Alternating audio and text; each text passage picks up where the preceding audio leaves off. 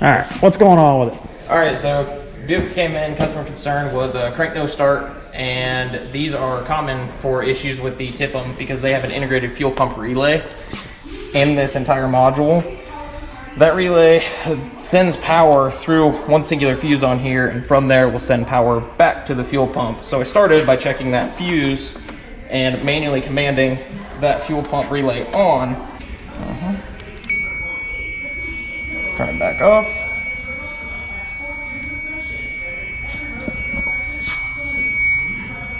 Baby. Okay, And pull switching.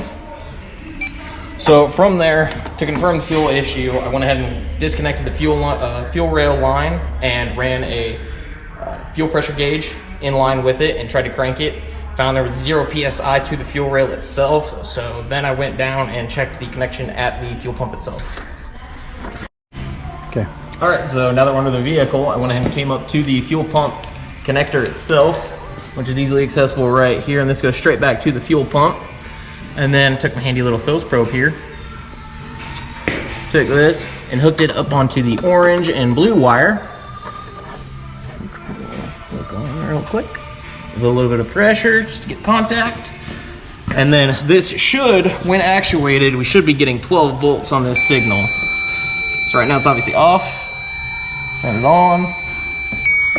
12 volts. Cool. So now that we know that we're getting proper 12 volts, then went over to the dark green and orange wire.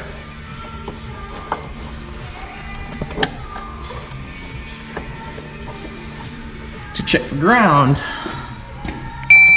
We do have proper ground. Cool. Needs a fuel pump. Yes, it does.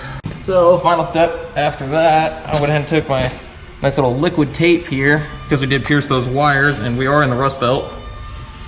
Take just a little bit of that and just coat those wires to keep them sealed. That way do not get corrosion build up.